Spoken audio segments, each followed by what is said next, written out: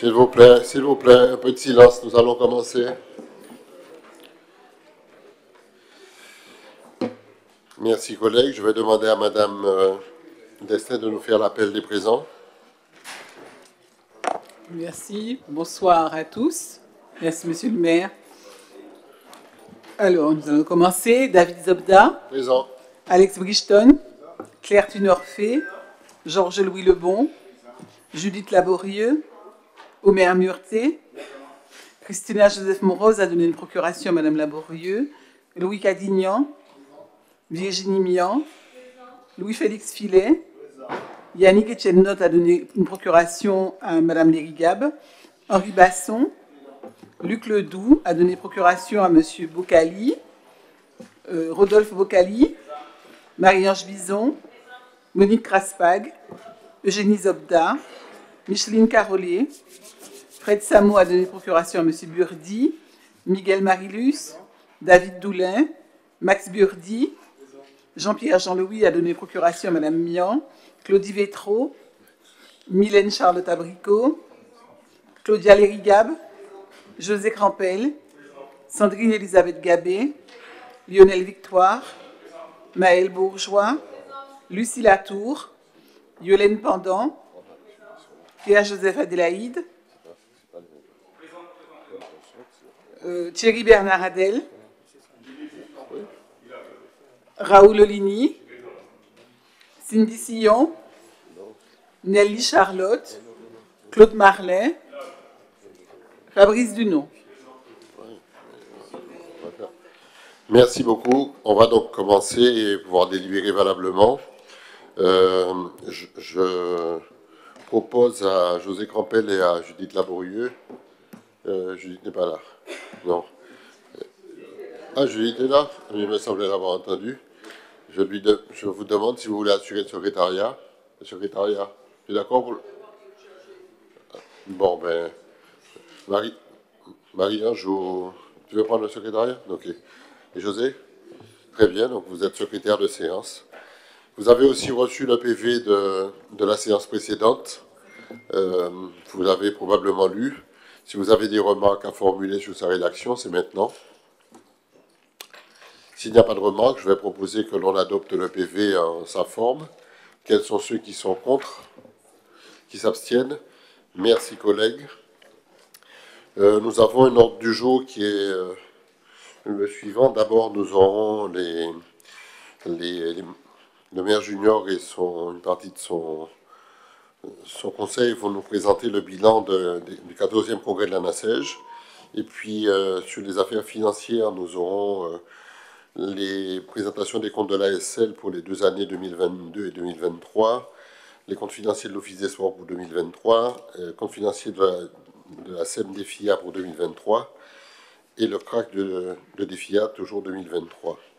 Ensuite, environnement et cadre de vie, une demande d'avis sur le partenariat avec l'Organisation des États de la Caraïbe orientale, c'est un protocole d'entente sur la biodiversité, le programme réciprocité en nature, et puis une proposition de partenariat avec le lycée professionnel André Adiker sur toujours le projet Sauvons la mangrove à 2 pas.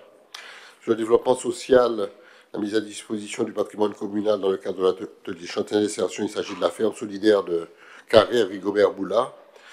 Et puis sur l'administration, 3 mises à disposition que nous allons entériner pour 3 agents qui sont sur l'Office du tourisme du centre, le CCAS et l'Association des maires de Martinique.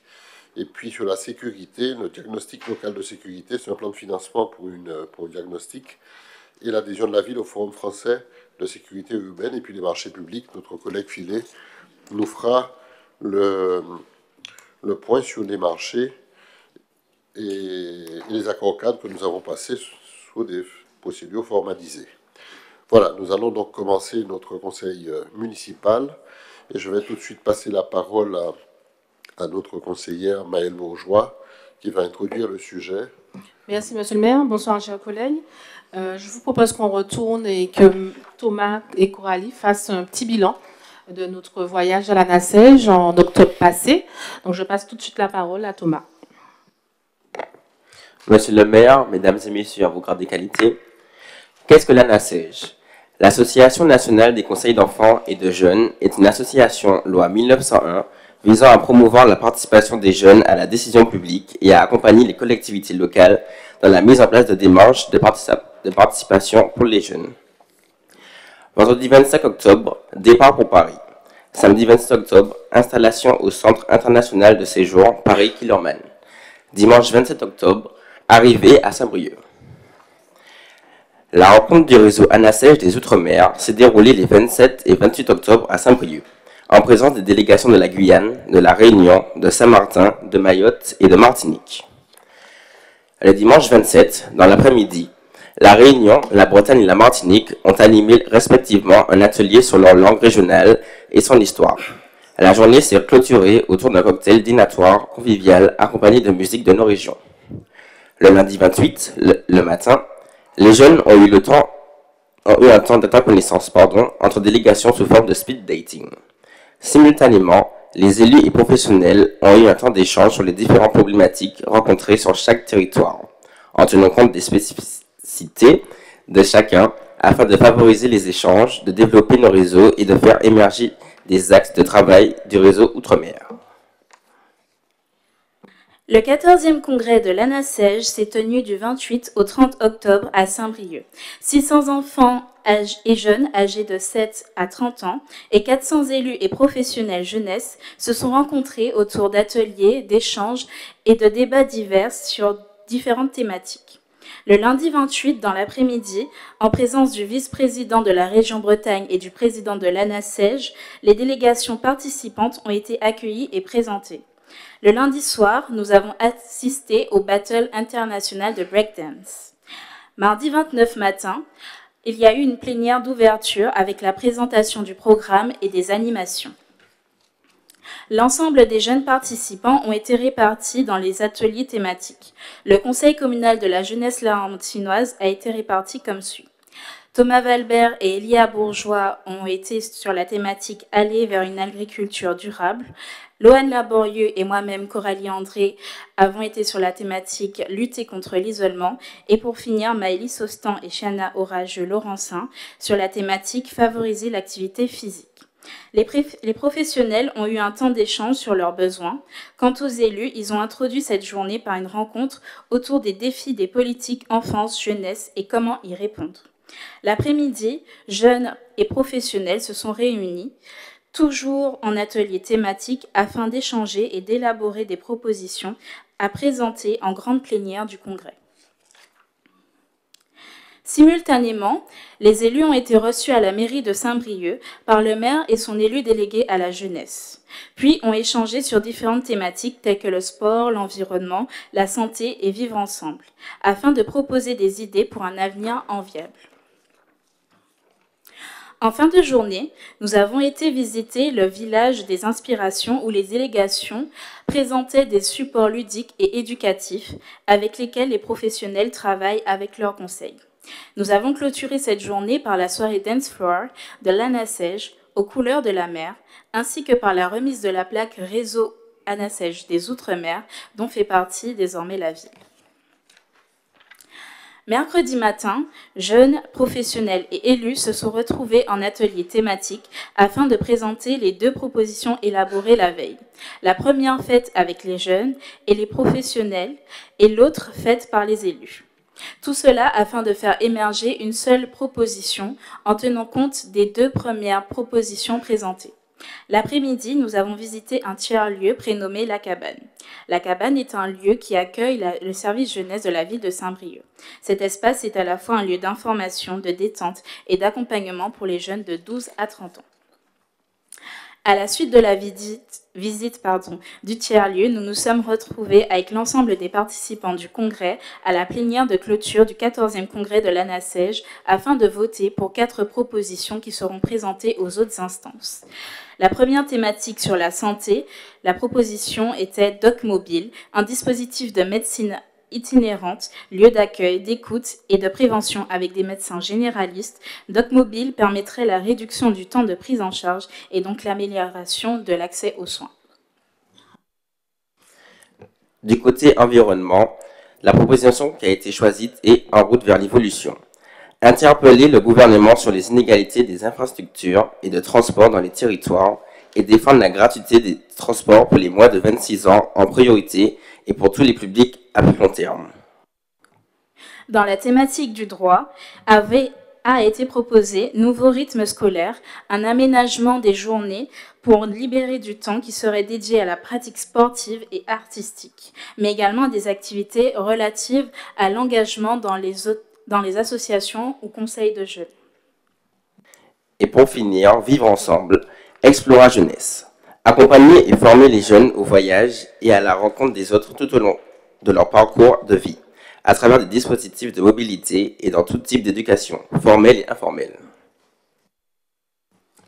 La soirée fut marquée par le 20e anniversaire du Conseil régional des jeunes de Bretagne qui a clôturé ces quelques jours de congrès. Nous tenons tout de même à souligner que certains jeunes ultramarins se sont sentis lésés et non écoutés lors des différents ateliers thématiques. Le président de l'ANASEJ a proposé par le biais du réseau Outre-mer de faire des propositions en lien avec les sujets abordés, en adéquation avec nos spécificités territoriales. Jeudi matin, nous avons quitté Saint-Brieuc pour Paris, avec du temps libre le matin et une visite de l'Assemblée nationale, les galeries, les salons, le jardin. Il nous a été présenté l'histoire du Palais Bourbon ainsi que son fonctionnement. Nous avons eu l'opportunité d'assister à une niche parlementaire. En effet, la niche parlementaire est une séance mensuelle réservée à un groupe parlementaire d'opposition ou minoritaire, pendant laquelle les députés décident de l'ordre du jour et peuvent déposer des propositions de loi. Nous avons clôturé la journée ainsi que cette dernière soirée par un repas convivial au KIPS. Et nous sommes retournés en Martinique le 1er novembre. Merci de votre attention. Merci beaucoup.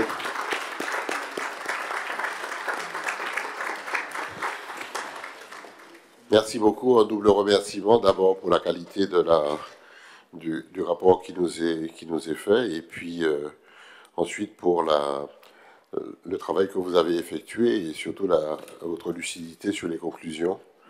En tout cas, félicitations et merci encore. Et si d'autres collègues veulent s'exprimer sur le rapport que vous venez d'entendre, c'est avec plaisir. Oui. D'abord, bravo pour votre prise de parole en public. J'ai vu que vous n'avez pas tremblé. C'est une des formations, je suppose, qui vous est dispensée. L'ANASEJ et l'antichambre, on va dire, du ministère de la Jeunesse. Et en fait, l'expérience que vous avez vécue, à mon avis, elle est enrichissante et constructive. Vous apprenez à bien comprendre comment fonctionnent les institutions, puisque vous avez fait des visites, mais surtout, j'ai noté que dans les débats, dans les ateliers que vous avez menés, il y a des thématiques qui nous touchent directement. La question de l'isolement, la question de la mobilité des jeunes, le transport mal organisé, la question aussi de l'agriculture durable, parce que nous sommes dans un territoire déclaré aujourd'hui officiellement contaminé pour la plupart. Donc, c'est des thématiques que vous avez portées très, très tôt. Et ce serait intéressant que nous puissions, nous, à notre niveau, avoir les retours des conclusions de ces débats-là et les propositions qui ont été faites. Ça peut aussi nous permettre, nous, de nous positionner plus fermement sur certaines choses, puisqu'il nous faut aussi la vision de la jeunesse, cette génération-là qui est amenée à prendre le relais demain.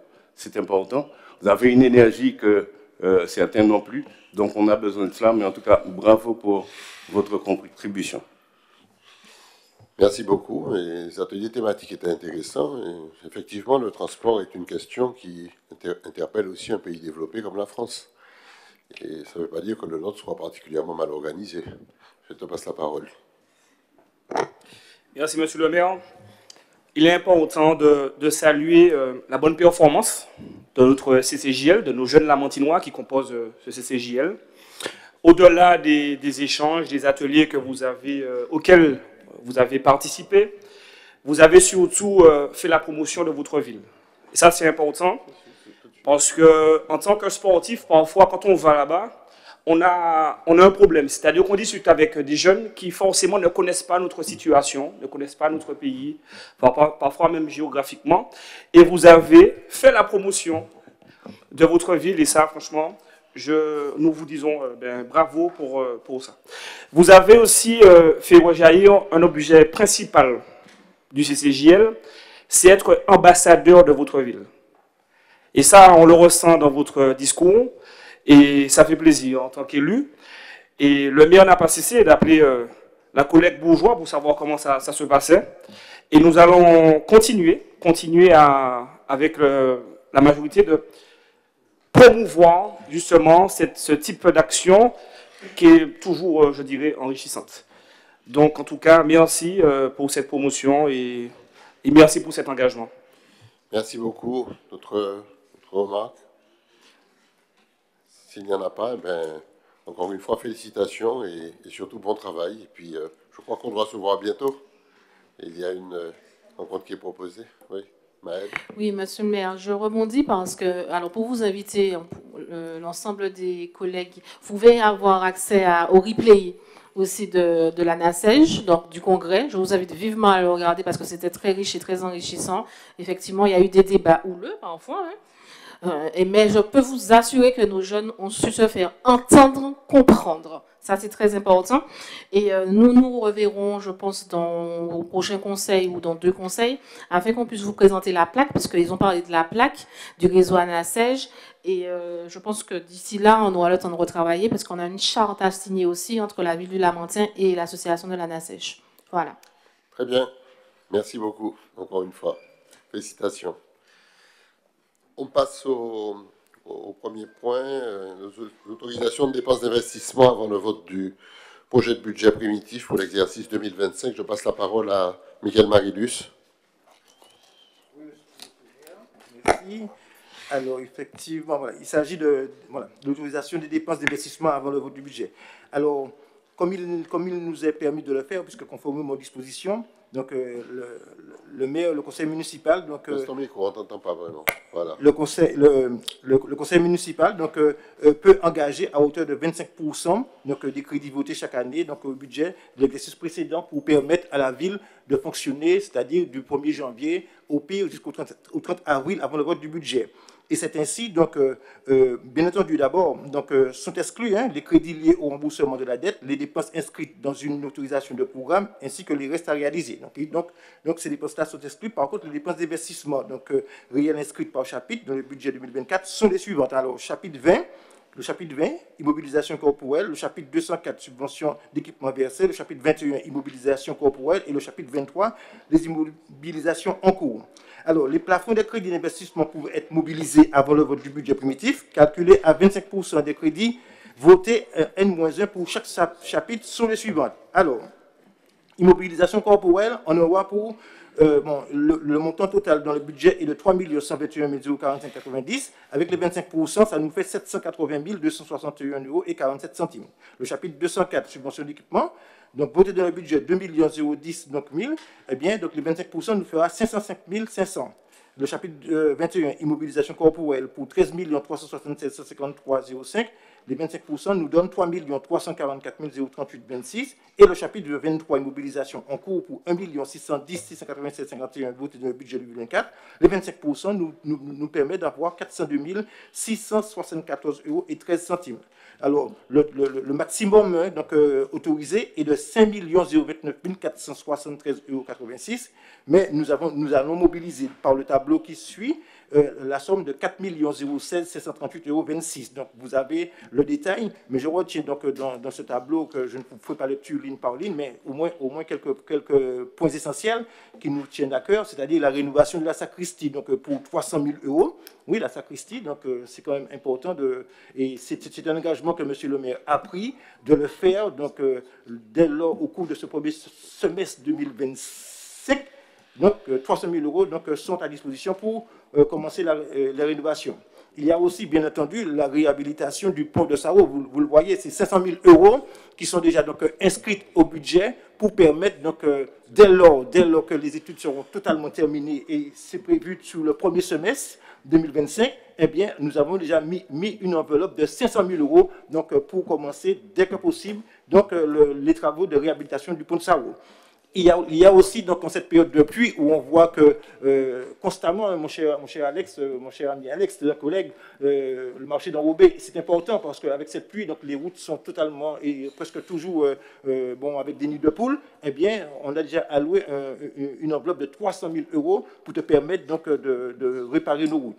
bien entendu, il y a aussi, donc, concernant l'école de Pelletier, qui, on est en train de tout faire pour que cette école donc, ouvre ses portes en septembre.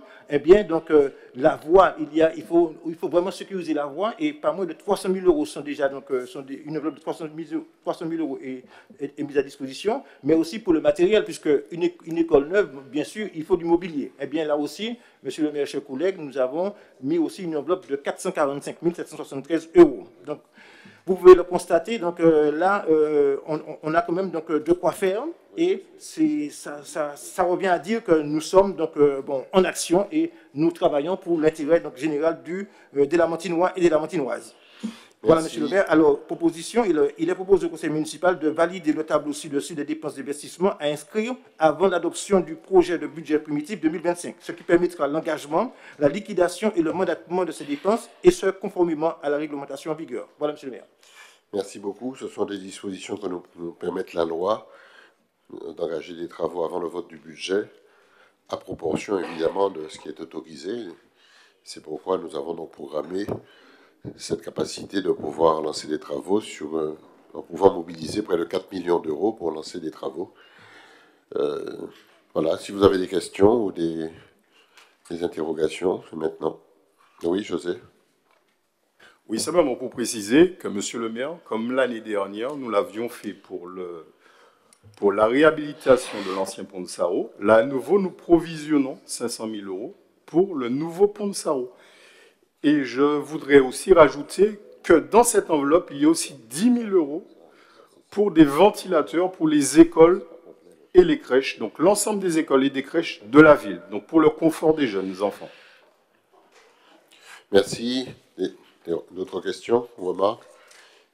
Je veux quand même. 10 000 euros pour les ventilateurs dans l'école, c'est pas quelque chose d'infaisable depuis au moins 4 ans.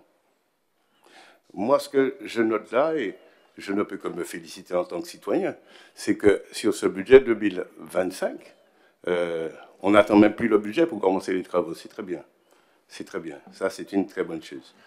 Mais il y a là-dedans plein de travaux. J'ai entendu le rapporteur, le président de la commission finances, parler avec beaucoup de véhémence sur cela.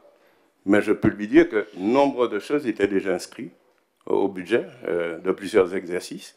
Je me dis simplement que, en toute évidence, peut-être que les choses vont démarrer en 2025, mais on a quand même perdu 4 ans, tout simplement. Merci. Enfin, je suis responsable de ça. Enfin, personne n'a ce sentiment-là, à part évidemment l'opposition, mais c'est son rôle. Et c'est son jeu de dire ça, mais ce n'est étayé par rien du tout. Et s'il y a des points récurrents, c'est parce que ce sont les mêmes types de travaux qui reviennent chaque année sur des lieux différents. Et puis il y a des opérations qui reviennent. L'opération de Saro est une opération nouvelle, c'est un pont définitif que l'on va construire. La sacristie a brûlé l'année dernière, c'est la faute de personne. On ne va pas me dire que c'était déjà inscrit sur les années précédentes. À part ceux qui l'ont brûlé, qui savent qu'ils allaient le faire. Donc il ne faut pas exagérer non plus, etc. Donc, quand vous dites ça, c'est bien, mais nous utilisons les fonds publics pour travailler. La différence, c'est ça. Il y en a qui parlent et il y en a qui travaillent. Je vous passe la parole si vous souhaitez continuer. S'il n'y a pas d'autres interventions, nous passons au vote. Quels sont ceux qui sont contre, qui s'abstiennent? Abstention pour des travaux qui seront au bénéfice de la Mantinois. Très bien, le peuple jugera. Merci beaucoup. On passe au point suivant. La présentation pour information des comptes financiers 2022 de l'ASL. Je passe la parole à Claire Tullianfay. Merci, monsieur le maire. Alors, chers collègues, vous avez constaté que j'ai 2 comptes de l'ASL à présenter. C'est la première fois depuis toutes mes mandatures ici que je me retrouve à présenter 2 comptes. Alors, les comptes 2002, je précise, de 2022 et ensuite 2022 et ensuite 2023. Mais concernant les comptes 2022, l'Assemblée générale a eu lieu le 24 novembre 2023 et les comptes ont été adressés à la ville le 30 novembre 2023, donc dans les temps. Qu'est-ce qui s'est passé? Je ne sais pas. Et je découvre que je dois présenter les comptes 2022. Voilà, c'est une parenthèse. Alors, je vous les présente tout de suite.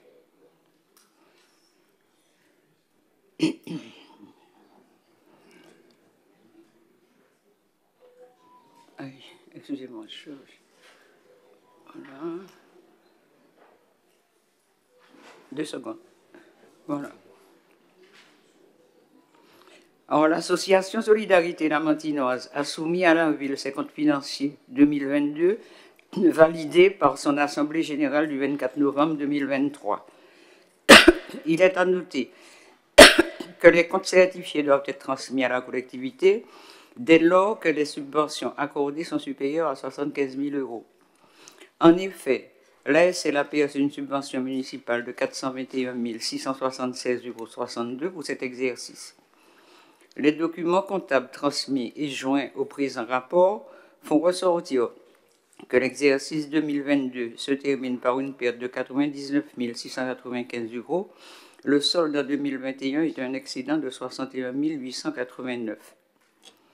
Par ailleurs, pour apprécier d'une part l'activité 2022 de l'ASL et d'autre part l'organisation de cette association, il est joint respectivement le rapport d'activité, le rapport financier, l'organigramme de la structure et la liste des membres du conseil d'administration. Enfin, pour compléter l'information de l'ASL, et comme l'exige la réglementation, il convient de noter d'une part le total brut annuel des 3 rémunérations les plus importantes, soit 156 450,74 €, et d'autre part qu'il n'y a pas d'avantage en nature. Pour obtenir d'autres informations sur cette association, Madame la Présidente de cette dernière pourra, le cas échéant, renseigner l'Assemblée délibérante. Il s'agit d'une information donnée au Conseil municipal sur la situation financière 2022 de l'ASL. Je passe tout de suite à 2023. Monsieur le maire, j'aimerais bien parler de l'ASL 2 minutes après la présentation des comptes. Après la présentation des comptes, d'accord? Merci. À 2023. Alors, nous passons à la présentation des comptes de 2023. Donc, c'est toujours la même chose. Là, c'est le présent à la ville les comptes financiers 2023 validés par son Assemblée générale du 8 novembre 2024. Il est à noter que les comptes certifiés doivent être transmis à la collectivité dès lors que les subventions accordées sont supérieures à 75 000 €. En effet, l'ASL a perçu une subvention municipale de 424 729,46 € pour cet exercice, dont une somme de 400 € pour les chèques cadeaux destinés au personnel municipal mis à disposition. Les documents comptables transmis et joints au présent rapport font ressortir que l'exercice 2023 se termine par un déficit de 96 302. Le solde en 2022 était une perte de 99 695 €. Par ailleurs, pour apprécier d'une part l'activité 2023 de l'ASL, d'autre part l'organisation de cette association, il est joint respectivement le rapport d'activité, le rapport financier, l'organigramme de la structure et la liste des membres du conseil d'administration. Enfin, pour compléter l'information sur l'ASL, et comme l'exige la réglementation, il convient de noter d'une part le total brut annuel des 3 rémunérations les plus importantes, soit un montant de 146 997,04 €, d'autre part l'absence d'avantages en nature. Il s'agit d'une information donnée au conseil municipal sur la situation financière de l'ASL. Je peux maintenant, monsieur le maire? Alors, je voudrais faire un petit topo sur l'ASL, les actions, et pour que tout le monde ait la même vision. Et rappeler que commencer déjà par dire que nous avons des comptes qui sont plombés par le non-versement du FSE. Alors, depuis 2018, nous avons les dossiers du FSE qui traînent. Jusqu'à nouvel ordre, rien. Donc, automatiquement, depuis 2022, nous avons compris qu'effectivement, nos comptes seront plombés tant que nous n'aurons pas reçu une participation du FSE. Voilà, ça, c'était une parenthèse. Alors, la première intervention ASL sur le site, je voudrais parler de l'ASL sur le site de l'hôpital, de l'ancien hôpital. La première intervention ASL sur le site de l'ancien hôpital, monsieur le maire, tu as fait une visite, je me souviens, quand ils étaient arrivés. C'est fait dans le cadre d'une action citoyenne Cette action avait pour objectif d'impliquer activement les salariés en insertion dans une démarche collective et solidaire, tout en leur permettant de mesurer concrètement l'impact de leur contribution sur la communauté locale. Et concernant la participation et l'engagement de l'ASL, donc l'association a récemment participé au curage et au nettoyage des différents bâtiments de l'ancien hôpital, en apportant son savoir-faire et son soutien dans le cadre de ces opérations. Cette expérience a permis de renforcer nos compétences organisationnelles et techniques, tout en mettant en lumière notre capacité à répondre efficacement aux besoins du territoire. En ce moment, nous avons un lien avec DEFIA, sur l'ancien hôpital toujours. Là, l'hôpital, nous avons été amenés à effectuer diverses prestations.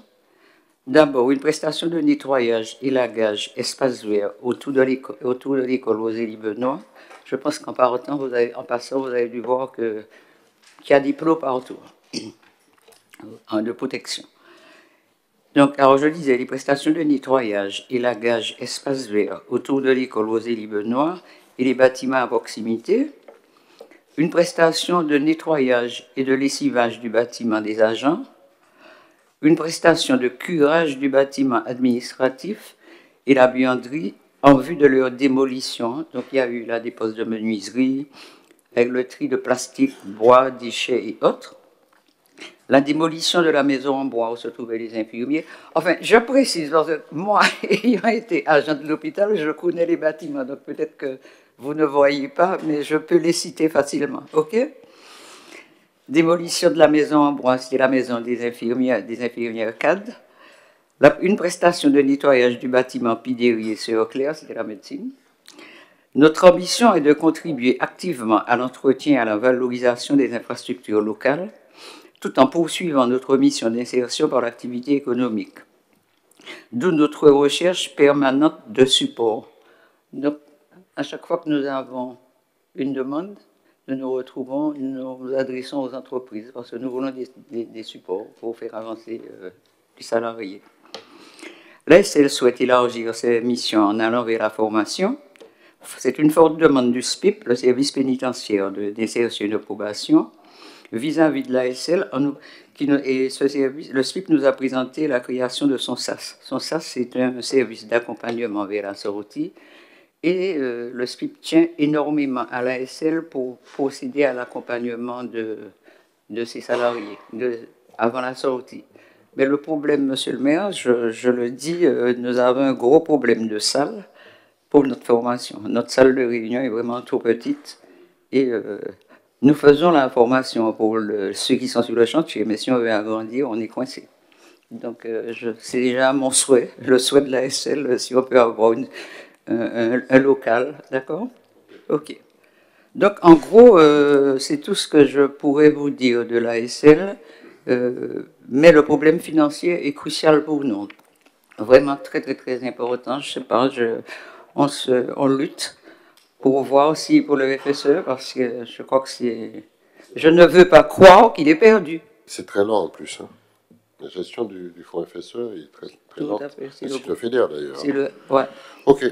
Okay. Voilà, donc merci messieurs, dames de m'avoir écouté. Donc, vous avez entendu l'activité de l'ASL et les rapports financiers des 2 années pour information. Donc on va voter que le dossier a été présenté. Quels sont ceux qui sont contre, qui s'abstiennent? Merci collègues. Même exercice avec l'Office des sports. Je passe la parole à Rodolphe Bocali. Alors, il s'agit de la présentation pour information des comptes financiers 2023 de l'Office martiniquais des sports et des loisirs de la ville de Lamentin. L'OMSL présente à la ville ses comptes financiers 2023 validés par son Assemblée générale du 15 novembre 2024.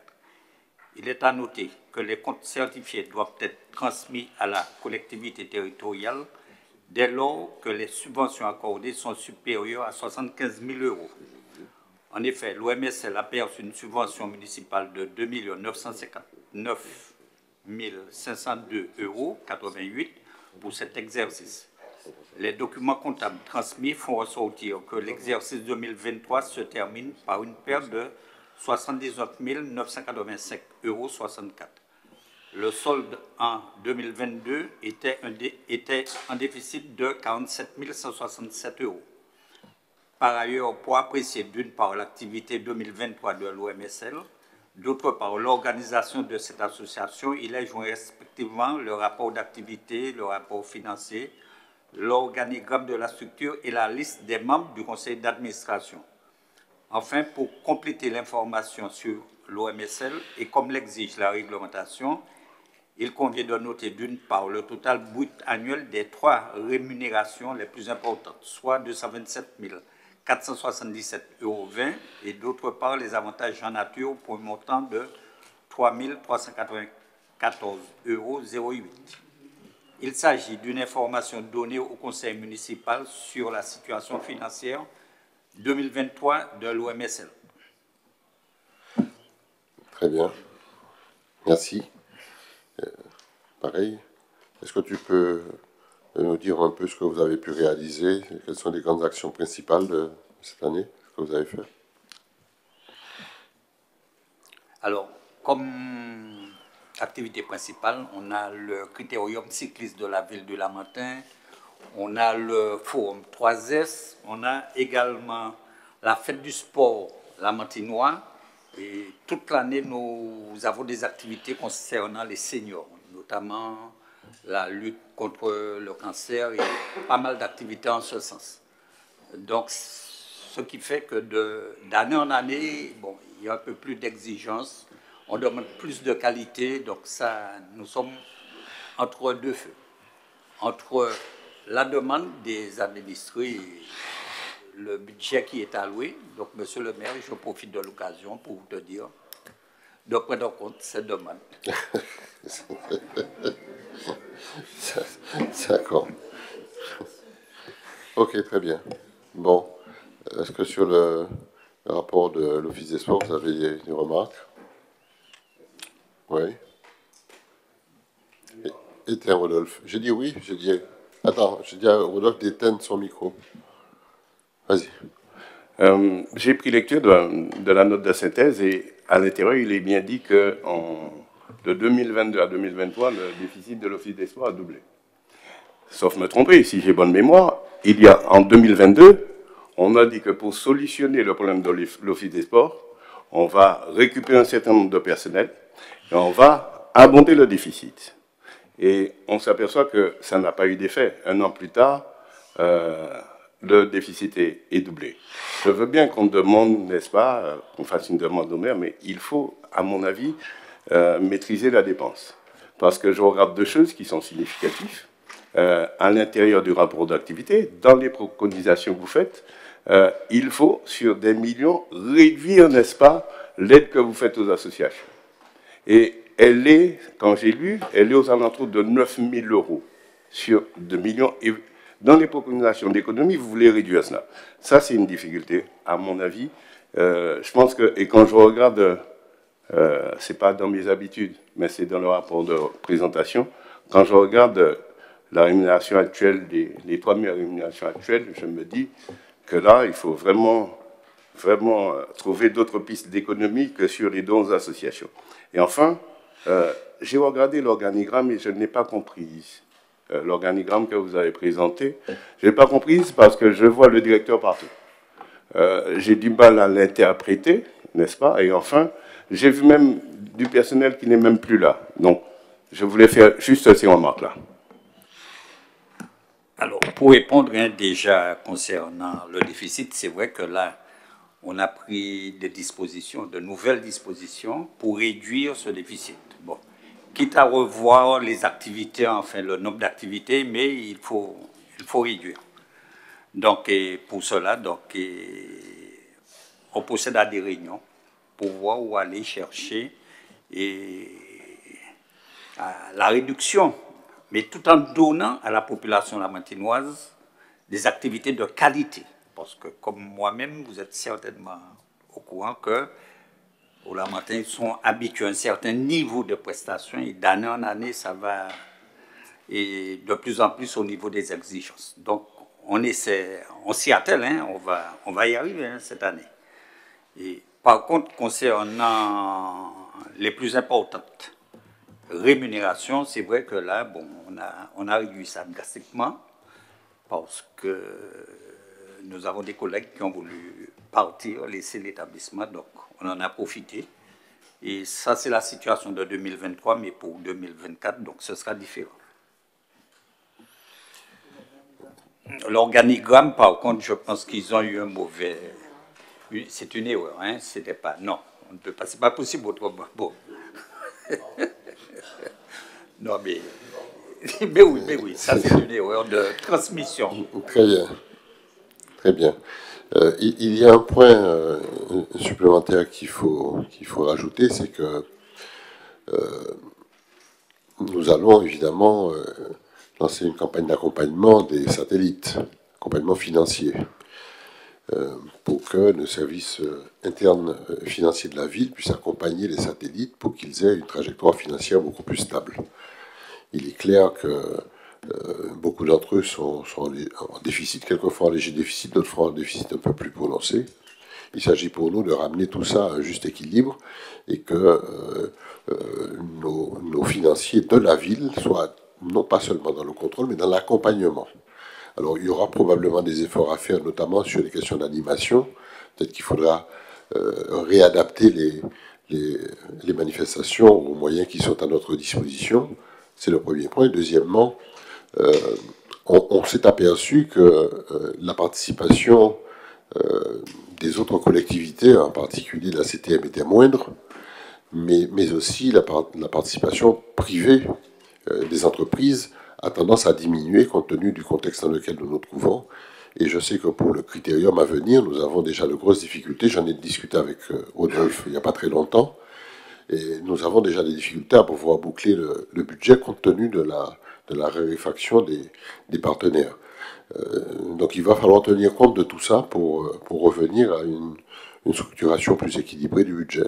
Mais néanmoins, le rôle sur le sport est essentiel, comme sur l'ASL, sur l'insertion. Ce sont des politiques qui sont très importantes et il n'est pas question pour nous d'abandonner ces stratégies-là, parce qu'abandonner ces stratégies sur le sport, sur la culture, sur l'insertion, c'est laisser le champ à des dérives sociétales. Donc, au contraire, nous allons soutenir, aider et conseiller les structures financières de ces satellites. Voilà. On va donc acter que la présentation a été faite. Quels sont ceux qui sont contre? Qui s'abstiennent? Merci. On passe au point suivant. Il s'agit de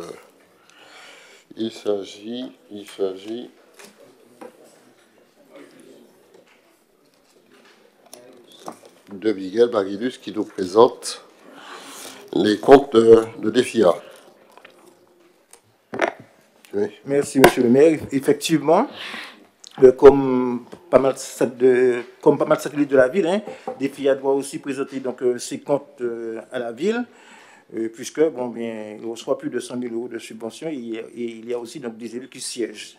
L'exercice 2023 de la structure présente un excédent de 18 223 euros, alors qu'en 2022, le résultat enregistré était excédentaire de 14 030 euros. Pour apprécier d'une part la gestion 2023 de DEFIA et d'autre part l'organisation de cette SEM, il est joint, donc bien entendu, le bilan, le compte de résultats et le bilan des opérations. Il s'agit d'une information donnée au conseil municipal sur la situation financière de DEFIA concernant l'année 2023. Et comme je l'ai dit, donc, dans les pages suivantes, vous avez donc, les différents rapports qui nous permettront, en tout cas qui vous permettra donc, d'apprécier au mieux donc, les opérations faites par DEFIA. Voilà, monsieur le maire. Merci beaucoup. Des remarques? Il n'y en a pas, donc on prend acte que les comptes de DEFIA pour 2023 ont été présentés au conseil municipal. Quels sont ceux qui sont contre, qui s'abstiennent? Merci. Abstention? Non, on a que ça a été présenté. Hein. Oui, bon. Très bien.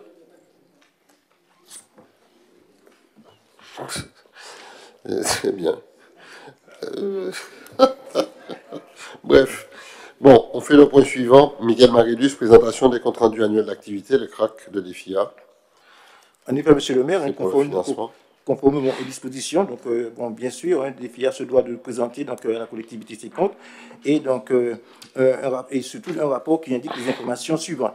Alors, le montant cumulé des coûts engagés et des produits réalisés depuis le début de la concession, le montant des prévisions comptabilisées pour risque de perte à terminaison. Alors, par ailleurs, lorsque l'opération d'aménagement est concédée au risque et profit partagé, les informations demandées sont le montant des participations reçues du concédant comptabilisé en produit depuis le début de la concession, ainsi que celui correspondant à l'engagement de la couverture des risques de l'opération à terminaison.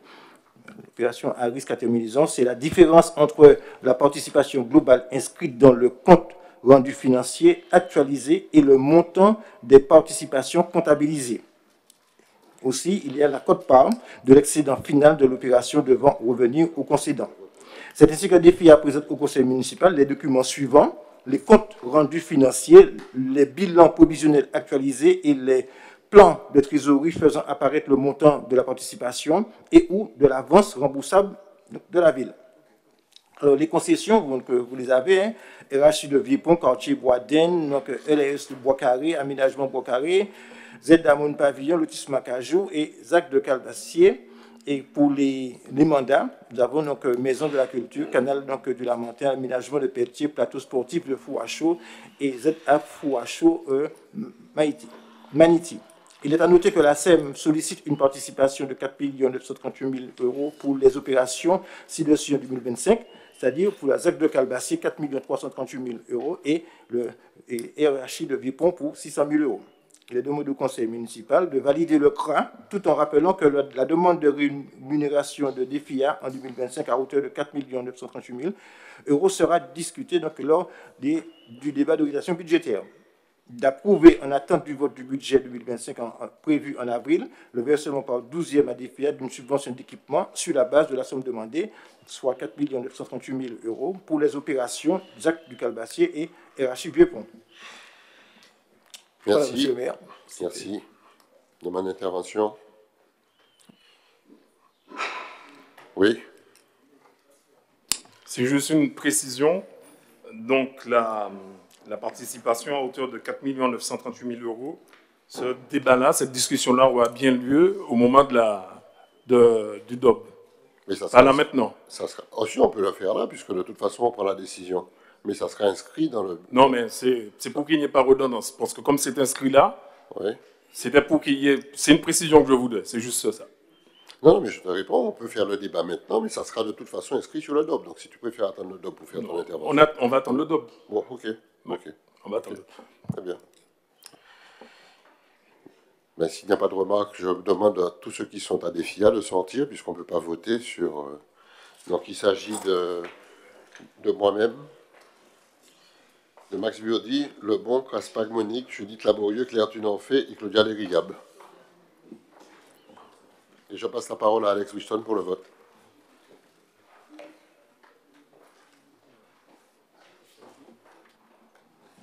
Bien. Collègues, suite à l'exposé de notre collègue rapporteur, nous allons passer au vote. Alors, il est demandé au conseil municipal de valider les CRAC tout en rappelant que la demande de rémunération de DEFIA en 2025 à hauteur de 4 938 000 sera discutée lors du DOB, d'approuver en attente du vote du prochain budget 2025 prévu en avril le versement par 12e à DEFIA d'une subvention d'équipement sur la base de la somme demandée de 4 938 000 pour les opérations de la ZAC du Calbassier et de la RHI de Vieux-Pont. Nous allons passer au vote. Quels sont ceux qui sont contre? Quels sont ceux qui s'abstiennent? 1, 2, 3, 4, 5. OK. Merci beaucoup. On peut demander à nos collègues de revenir.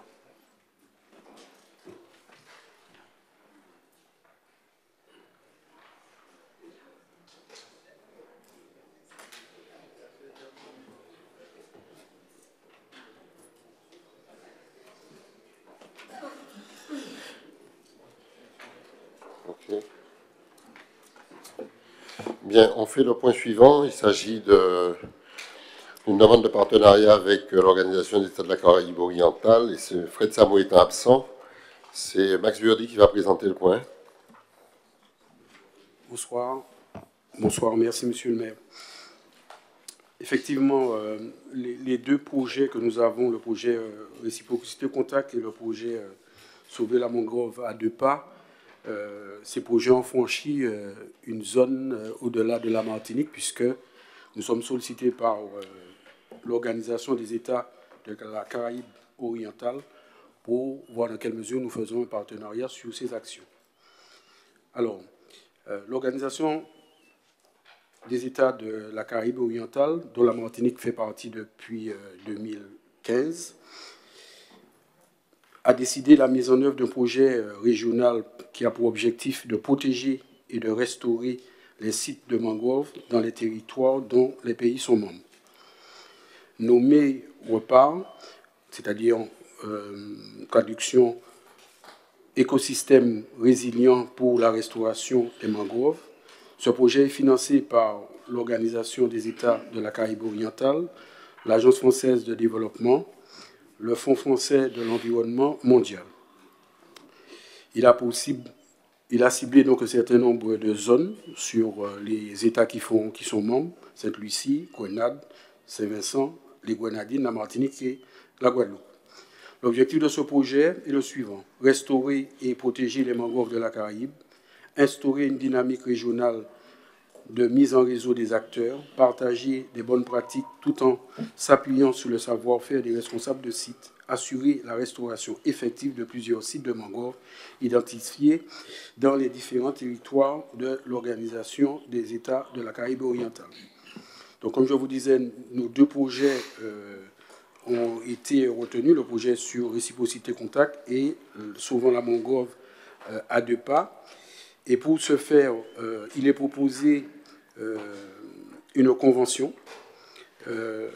d'entente afin de nous permettre de réaliser les premières actions au cours du premier semestre 2025.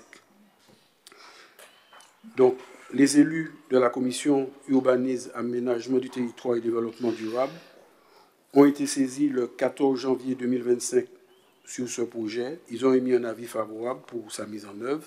Il a demandé aux élus du conseil municipal de bien vouloir formuler un avis sur la proposition de partenariat formulée par l'Organisation des États de la Caraïbe orientale pour la mise en œuvre du projet REPAR dans la mangrove proche de la zone industrielle La Lézarde, et dans le cas d'un avis favorable, d'autoriser le maire à signer le protocole d'entente présenté en annexe. Donc, dans le protocole, vous l'avez eu, donc, protocole classique avec un certain nombre de points: domaine de coopération, efforts collaboratifs, rôle, relations réciproques, dispositions financières, et pour terminer, tous les éléments dans le cadre des protocoles d'accord en cas de désaccord, des questions de résiliation, d'attribution et éventuellement aussi des accords supplémentaires. Voilà, monsieur le maire. Merci beaucoup. Merci pour cette coopération caribéenne sur l'environnement. Est-ce que vous avez des questions, des remarques? Oui, José. Oui, on peut merci de me donner la parole, monsieur le maire. On peut se féliciter, puisque depuis 1998, la ville du Lamentin est pionnière en matière de coopération. Nous l'avons fait avec Cuba, nous l'avons fait avec Haïti. Et aujourd'hui, on se rend compte que la région Martinique s'est inscrite dans ce programme de coopération. On l'a vu en 2015 avec son adhésion à l'Organisation des États de la Caraïbe orientale. Et de ce fait, cette initiative que nous avons prise aujourd'hui nous permet de collaborer, que nos régions françaises collaborent dans les mises en œuvre de programmes caribéens régionaux. Donc c'est le fait que nous soyons battus pendant de longues années en dépit des oppositions, ça montre aujourd'hui qu'après une vingtaine d'années, ces actions s'inscrivent véritablement dans une action pas seulement isolée des îles françaises, mais dans une action régionale et caribéenne. Merci. D'autres remarques? Oui, Mylène. Merci, monsieur le maire. Je voudrais vous donner 2 raisons pour lesquelles cet accord d'entente est très valable et très favorable à la mangrove. D'une part, comme le disait José tout à l'heure, grâce à la coopération régionale que nous avons avec la ville de Santiago de Cuba, nous avons déjà fait un premier travail dans la mangrove avec nos experts cubains, lamantinois et martiniquais, d'où est ressorti de cette mangrove plus d'une centaine de plantes médicinales qui apparaissent dans l'ouvrage d'IBR biologique rapide que nous avons sorti. La deuxième raison, c'est encore sur une thématique de la coopération régionale que nous avons eue le mois dernier, en 2024, en décembre, sur les résiliences des risques par rapport aux risques majeurs, où nous avons visité la mangrove avec les différentes délégations que nous avons reçues, la Guadeloupe, la Guyane, la Dominique-Sainte-Lucie, et les différents experts qui s'y connaissent en risque majeur.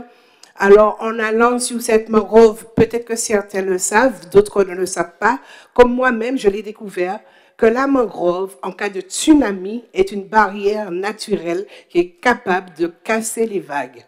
Maintenant, je vais dire que tsunami, certains vont dire que ça n'a pas qu'arriver nous, c'est pas vrai. Nous sommes dans un réchauffement climatique où tout et n'importe quoi peut arriver en Martinique. Comme nous avons déjà vu à Fort-de-France une mini-tornade, nous avons vu également au François la grêle, et il semblerait qu'il y a eu la grêle encore en début d'année à Marigot. Nous voyons la montée des eaux, donc nul ne sait à quoi s'attendre par rapport au réchauffement climatique. Et c'est une très bonne chose parce que depuis, nous incitons les écoles, les établissements scolaires, les entreprises à restaurer la mangrove, à lui redonner sa force, à la sauvegarder en plantant des palétuviers. Car je rappelle que la mangrove est une barrière, c'est un mur naturel contre un éventuel tsunami. Alors sauvegardons-la. Merci. D'autres remarques? Oui. Pour la collègue, ce n'était pas la grêle au Marigot.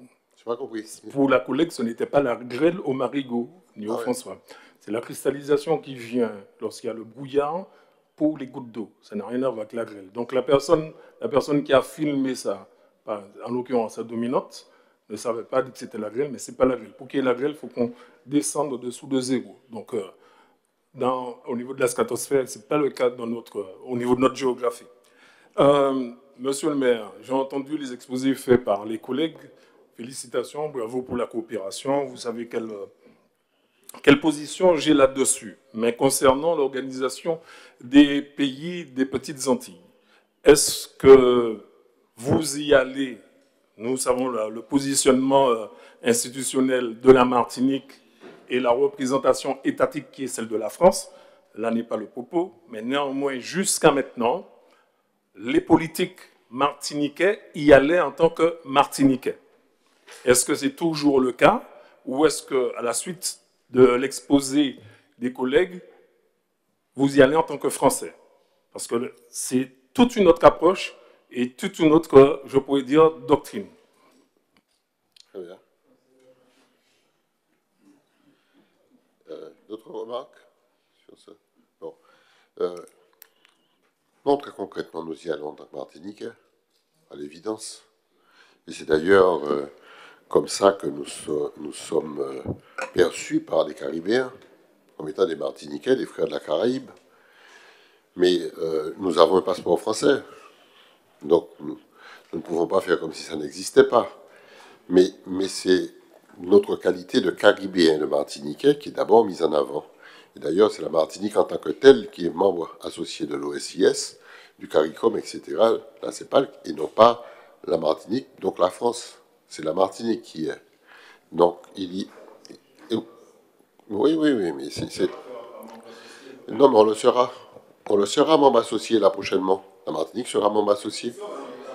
Là, en ce moment-là, actuellement, au moment où on parle, nous sommes membres associés. Mais là, dans le courant de l'année, l'intronisation officielle de la Martinique se fera en tant que telle dans cette année. Et on a reçu les notifications, c'est acté.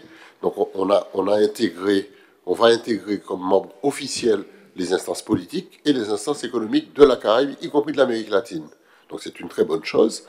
Et ce que nous disons, c'est que sur ces domaines-là, en particulier sur celui-là, il y a matière à échanger comme sur les risques majeurs, d'ailleurs, il y a matière à échanger, et nous avons beaucoup de choses à dire et à apporter à la Caraïbe, comme on doit recevoir aussi de la Caraïbe. Donc, nous sommes unis vis-à-vis de tous ces risques-là, et les échanges mutuels sont extrêmement constructifs. Et cette convention-là va nous permettre d'accueillir ici des experts de la Caraïbe qui viendront, qui vont peut-être nous donner quelques orientations, et qui seront confrontés, là aussi, au savoir qui est le nôtre, et on sera peut-être en mesure de rapporter d'autres connaissances martiniquaises sur d'autres domaines.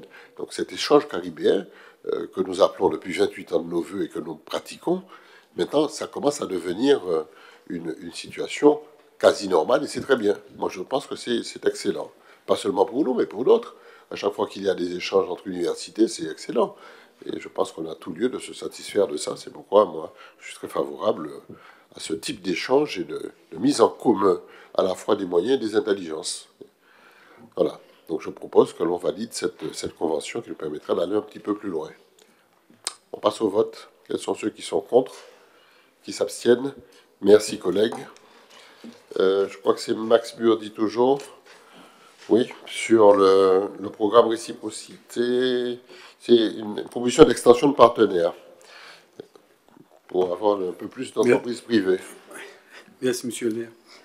Alors, donc, effectivement, le programme réciprocité et nature en ville, proposition d'extension de partenariat.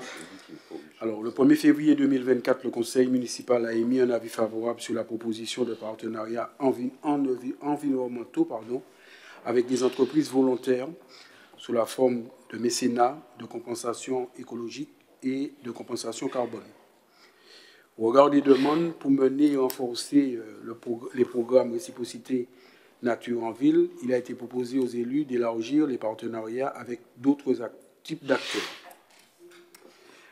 Au regard des possibilités offertes par la réglementation, sont proposées aux élus 2 formes pour ces engagements en fonction de 2 situations. Alors, c'est 2, puisqu'on m'a donné un petit peu le document, puisqu'on parlait de 3 formes pour 2 situations, mais c'est 2 formes pour ces engagements en fonction de 2 situations. La première, partenariat avec des associations aux chambres consulaires, c'est-à-dire les structures vont apporter une expertise, des moyens humains pour des actions spécifiques. Vous avez le détail des actions.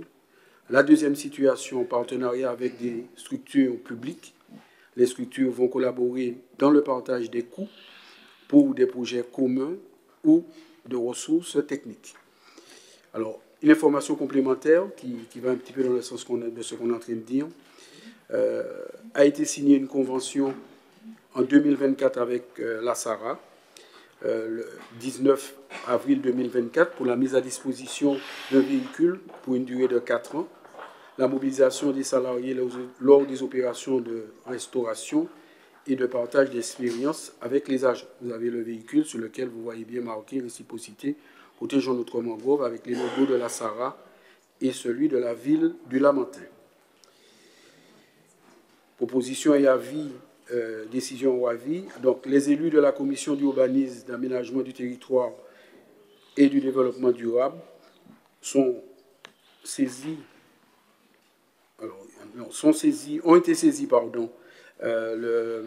de ce dossier le 14 janvier 2025.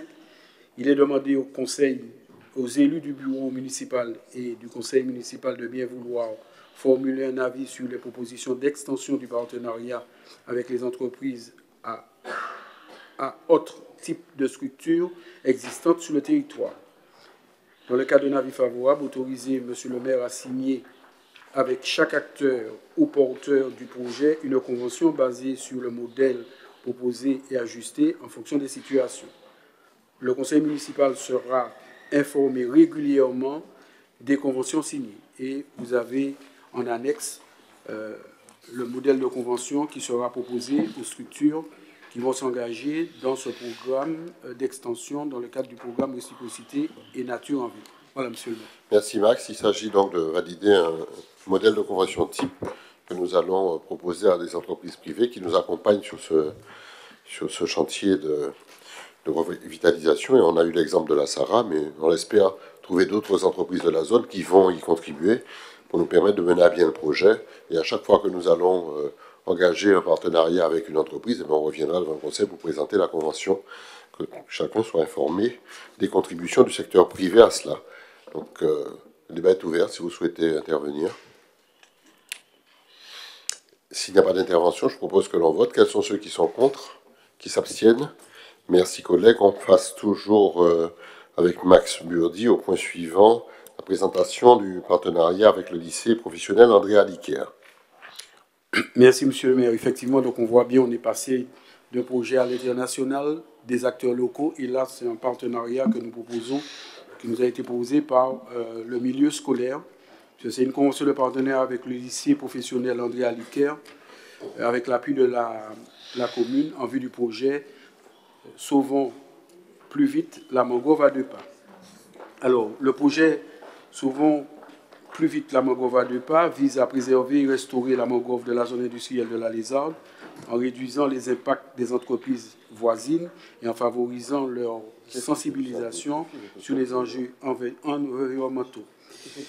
Pour rappel, les objectifs principaux de ce projet sont restauration de la dynamique hydraulique et la salinité dans le milieu adjacent à la zone industrielle, limiter la progression des espèces envahissantes dans la mangrove dégradée, stopper les agressions envers le milieu provenant des entreprises environnantes. Plusieurs thématiques ont été abordées avec les partenaires, notamment le lycée professionnel André Aliquer, basé à Cluny. Dans ce lycée, nous avons donc une section de BTS, d'étudiants de BTS gestion des transports et logistique associés, qui vont travailler sur les différents aspects logistiques du projet en lien avec leur démarche d'implication dans la société.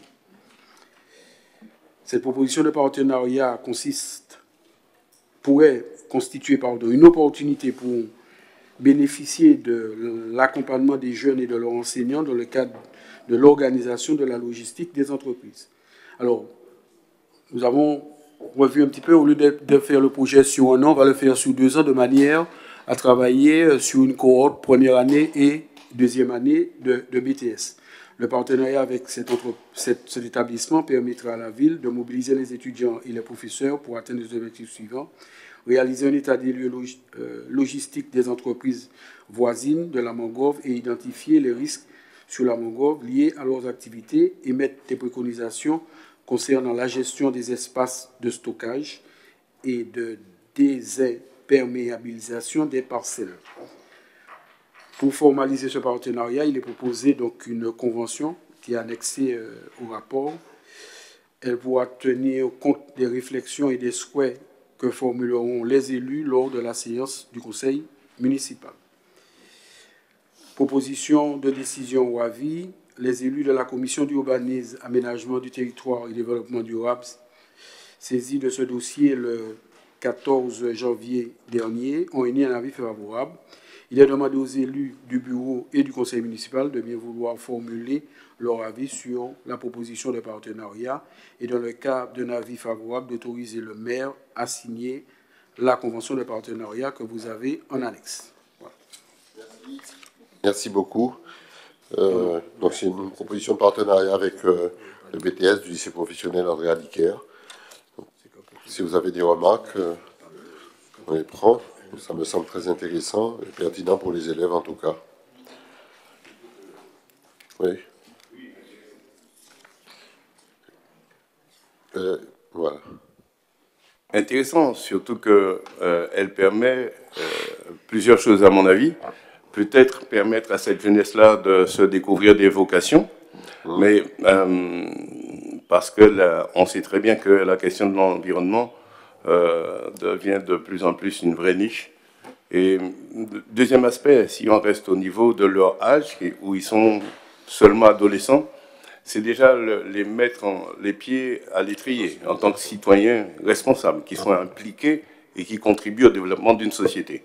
Pour moi, cette démarche-là, elle est très intéressante et peut constituer un vrai laboratoire, un modèle pour le pays, parce qu'il nous faut créer des modèles pour le pays, des modèles de développement.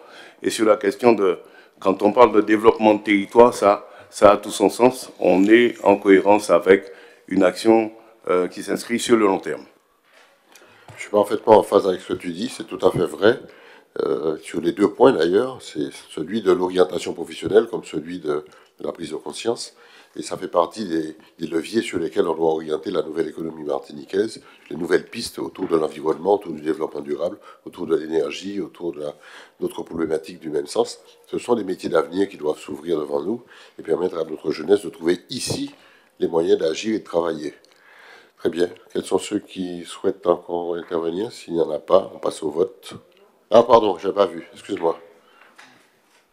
C'est vrai que la logistique, c'est souvent un secteur qui n'est pas propre en termes de développement durable. Tout à fait. Donc pouvoir travailler, enfin donner à des jeunes étudiants l'occasion de proposer sur leur territoire une réflexion où on pourrait verdir en fait une activité qui à l'origine n'est pas propre. Je trouve que c'est une excellente chose de sensibiliser dès maintenant les jeunes à l'écologie dans cette activité-là. Tout à fait. Parfaitement. Comment tu veux intervenir? Oui, vas-y. C'était en réalité de rejoindre ce qui vient d'être dit. On est d'accord sur la question de la niche et puis les opportunités qui s'offrent. Le collègue a parlé des adolescents, sur des adolescents. C'est vrai que cette culture se fait au niveau des collèges, mais là, il s'agit aussi, à l'ICARE, c'est des gens qui sont en études supérieures, et c'est là où ça donne tout son sens à ce qu'il vient de dire. Ce sont des BTS. Hein. Oui, surtout sur un domaine, et Claudia a raison, la logistique n'est pas forcément un secteur très en phase avec l'environnement, le développement durable, et surtout, ils utilisent des outils et des engins qui sont extrêmement polluants. Donc, au contraire, c'est excellent de les sensibiliser. Très bien, on passe. Oui. Je voulais juste faire une toute petite observation par rapport à ce dossier et de dire combien il est important pour nous, parce que pour les mois et années à venir, ne serait-ce que sur 4 ans, nous avons un président, l'un des plus puissants du monde. Donc, on sait qu'il n'en a absolument rien à faire de tout ce qui est l'environnement. Je vais parler du président américain qui vient d'être élu. Et dans l'un de ses discours, où il disait que nous allons forer comme pas possible, et puis on n'en a rien à foutre des autres. Donc, il est quand même important que dans ce globe, bien sûr, la Terre, qu'il y ait des nations, ou en tout cas, quelle que soit la taille du pays, île ou département, que nous prenions donc, effectivement à bras le corps ce problème environnemental. Voilà, monsieur. Très bien. On passe au vote. Quels sont ceux qui sont contre, qui s'abstiennent? Merci, collègues. Je passe la parole à Virginie Mian sur la question relative à la convention de mise à disposition de la ferme solidaire Rigobert-Boula de Carrère. Monsieur le maire, chers collègues, la ville est propriétaire d'un ensemble foncier dit ferme solidaire Rigobert-Boula, au lieu dit habitation Carrère, sur lequel se trouvent des installations agricoles et des bâtiments. La collectivité a toujours privilégié les projets d'implantation et de relance de structures liées au développement de son territoire et de sa population, notamment en matière de lutte contre les exclusions. Ainsi, en 2008, est initié un programme de relance de la ferme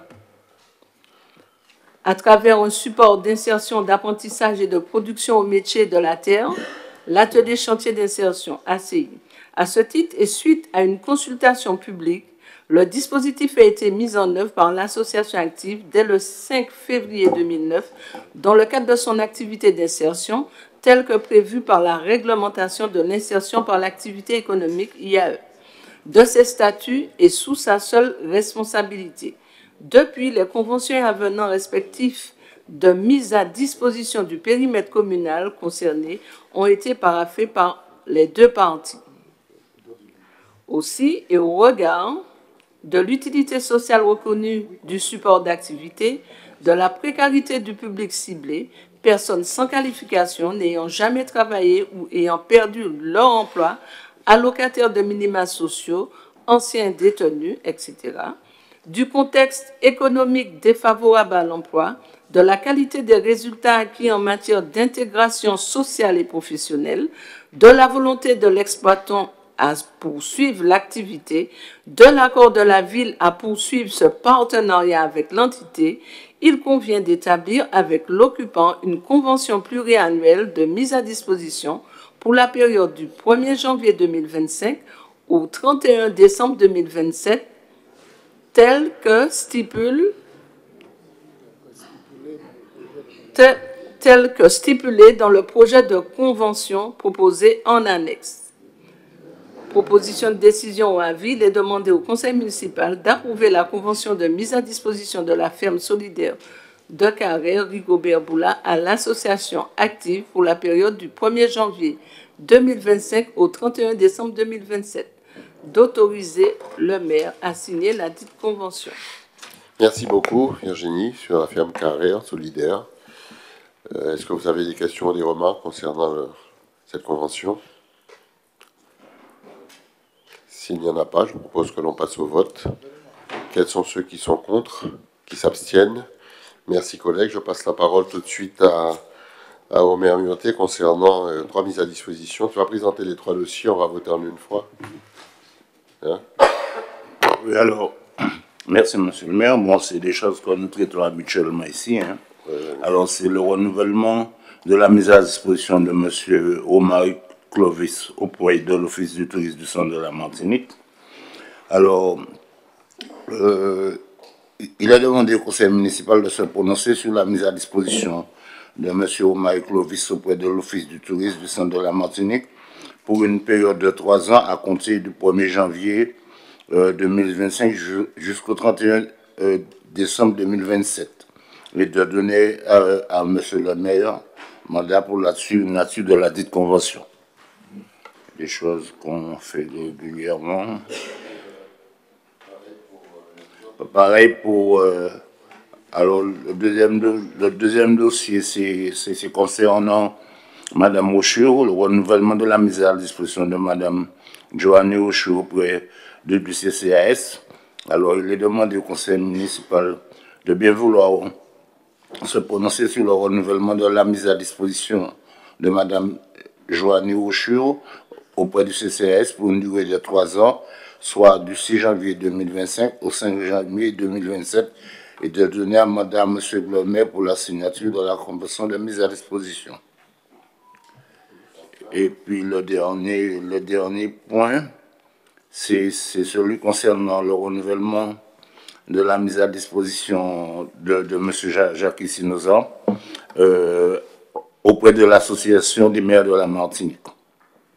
Alors, il est demandé au conseil municipal de bien vouloir se prononcer sur le renouvellement de la mise à disposition de M. Jacques Sinoza du 1er juin 2024 au 30 novembre 2025 auprès de l'Association des maires de Martinique et de donner mandat à M. le maire pour la signature de la convention de mise à disposition. Est-ce que sur ces mises à disposition, vous avez des remarques ou des questions? S'il n'y en a pas, je propose que l'on vote. Quels sont ceux qui sont pour la mise à disposition de M. Romaric Clovis auprès de l'Office du tourisme de Martinique? Contre, abstention, merci. Pour Joanny Rochur qui a intégré le CCAS, quels sont ceux qui s'abstiennent, qui sont contre? Merci. Et enfin, Jacques Sinoza qui dirige l'association des maires. Quels sont ceux qui sont contre, qui s'abstiennent? Merci, collègues. Nous passons avec Judith Laborieux sur la réalisation d'un diagnostic local de sécurité. Judith, je te passe la parole. Merci, monsieur le maire. Alors, en 2016, nous avons, la ville du Lamentin, signé le premier diagnostic local de sécurité.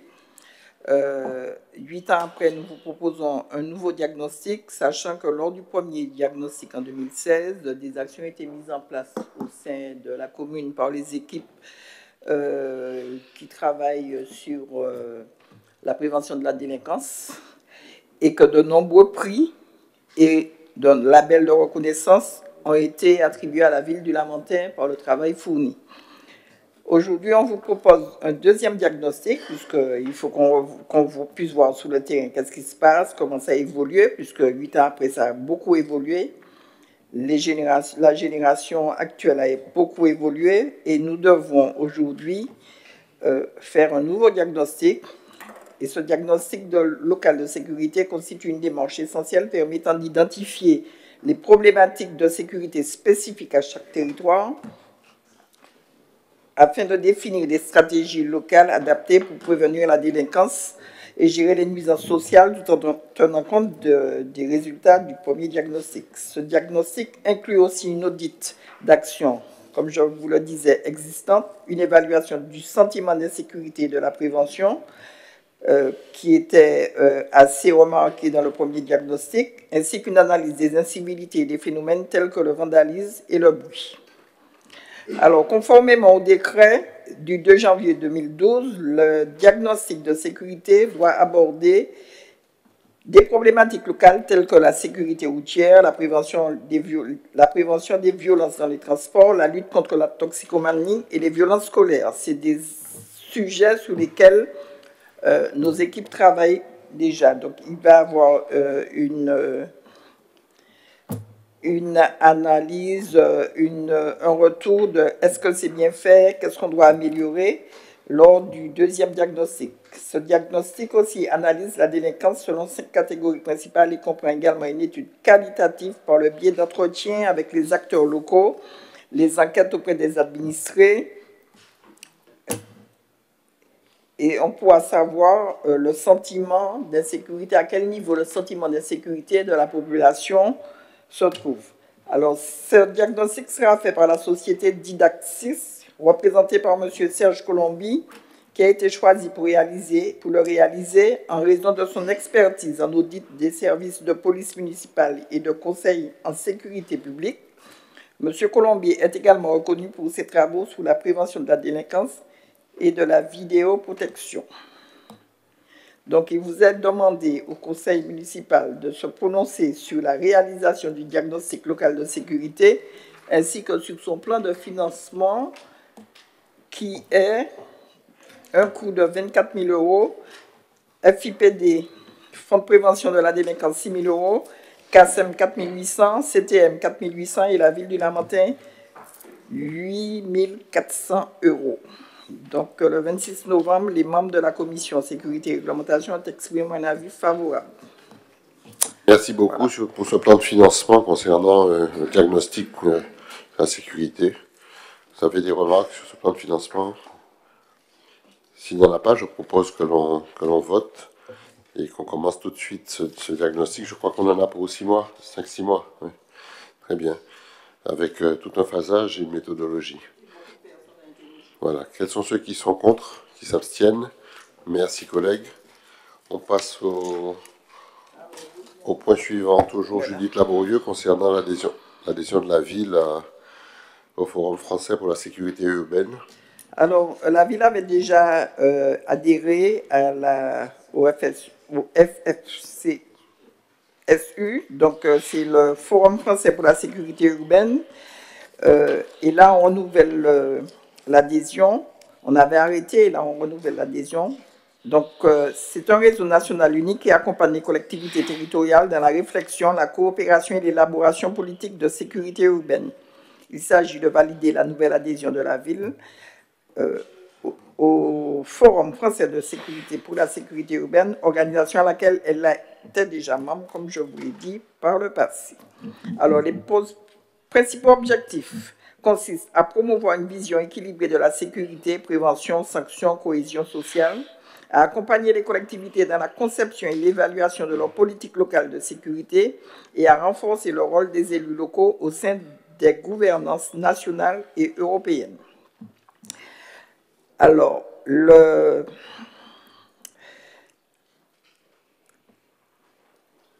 il regroupe 100 collectivités françaises et fait partie du Forum européen pour la sécurité urbaine qui rassemble 250 villes et régions de 17 pays européens.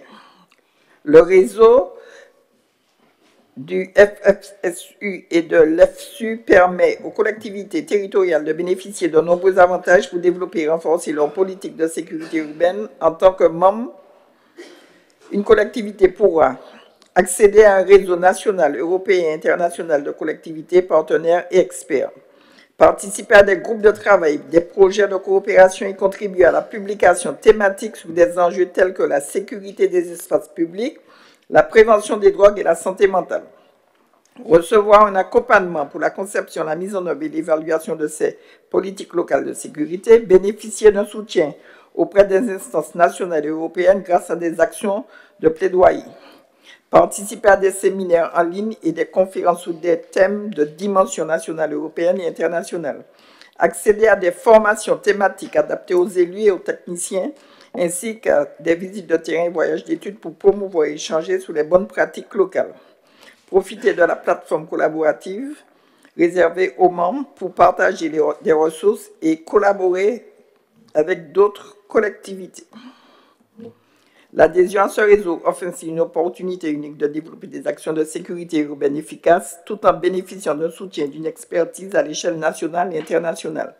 Au niveau européen, le réseau défend également des principes énoncés dans le manifeste Sécurité, démocratie et ville qui souligne l'importance du rôle des élus locaux et privilégie la prévention comme stratégie de long terme pour la cohésion sociale. Au niveau national, le livre blanc pour la sécurité vise à alimenter les débats et à inspirer des gouvernements ainsi que des élus locaux. Il repose sur des propositions concrètes issues des assises de la sécurité des territoires, incluant les contributions d'élus, d'acteurs associatifs et d'institutions, ainsi que sur des travaux menés par le Forum depuis longtemps. L'adhésion permettrait à la ville du Lamentin de bénéficier de ces avantages. Le coût de l'adhésion calculé en fonction de la population s'élève à 3 102 € pour l'année 2025 pour les villes de 30 000 à 100 000 habitants. L'avis de la Commission, le 26 novembre 2024, les membres de la Commission de sécurité, réglementation et prévention de la délinquance ont exprimé un avis favorable à cette proposition, puisque lors de la première adhésion, on a vu les effets, c'est ce qui nous a permis d'être au niveau où on est aujourd'hui. Il est demandé au Conseil municipal de se prononcer sur l'adhésion de la ville du Lamentin au Forum français pour la sécurité urbaine et d'autoriser le maire à signer le formulaire d'adhésion 2025 et d'engager la dépense inhérente à cette action. Merci beaucoup Judith pour ce rapport concernant l'adhésion de la ville au Forum français pour la sécurité urbaine. Il n'y a pas de remarque, on vote. Quels sont ceux qui sont contre, qui s'abstiennent? Merci collègues. Je passe la parole à Louis-Félix Filet sur le rapport concernant les marchés MAPA ou les procédures formalisées. Merci Monsieur le maire, bonsoir à tous. Alors, il s'agit tout simplement d'informer le conseil municipal sur les marchés à accord 4 passés selon les procédures formalisées, les procédures adaptées et les modifications exavenant.